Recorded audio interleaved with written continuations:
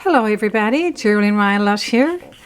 Today I'm going to tell you a story, or tell you about a story that's in one of my paranormal books.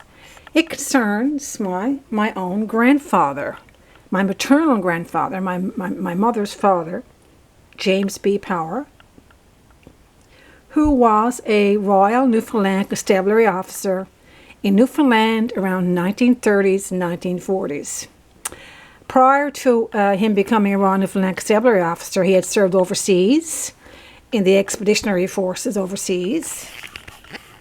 And here he is there. I think this was after he came back from overseas with his brother.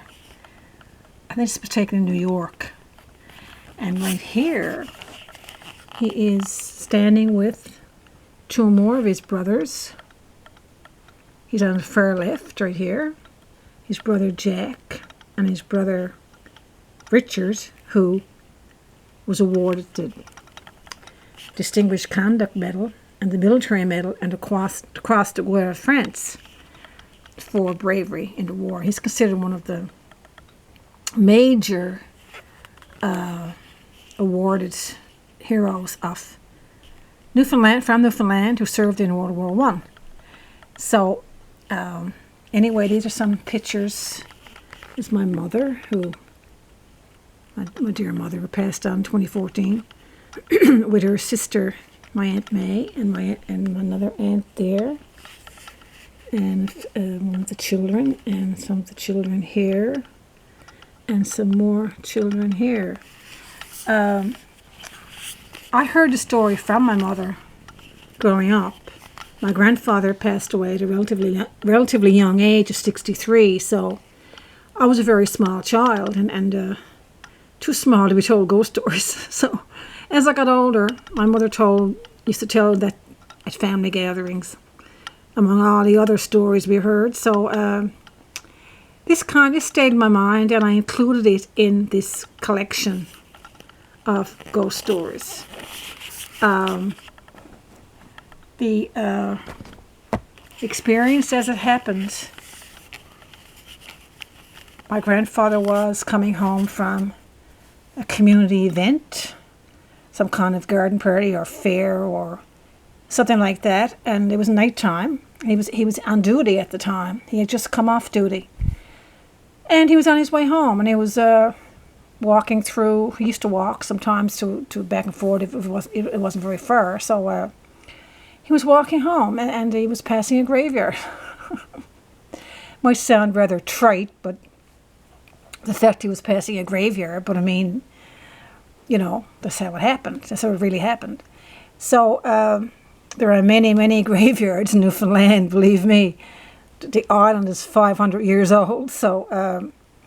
Anyway, he was walking along, and he saw this man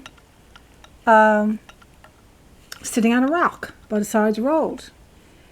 And he looked at him, and he was thinking, he looks like Paddy Mulligan, who was known for imbibing of the spirits more than he should have, or more often than he should, or more often than was good for him.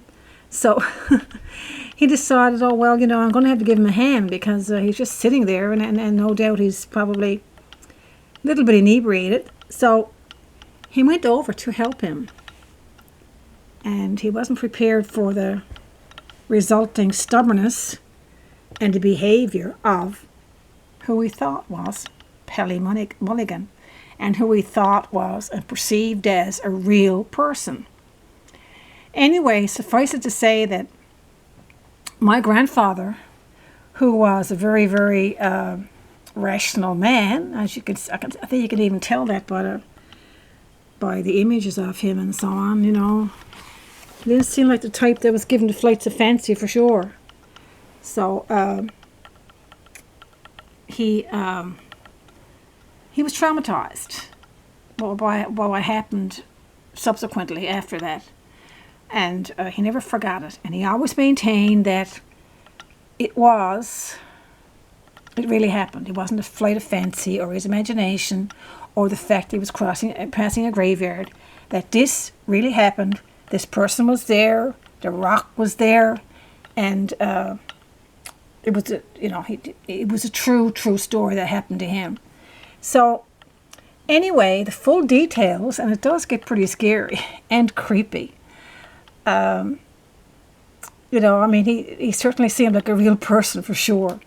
And it's contained in this story, Haunted Towns, Ghost Stories of Newfoundland and Labrador. Thank you so much for listening and looking. And I'll see you again soon.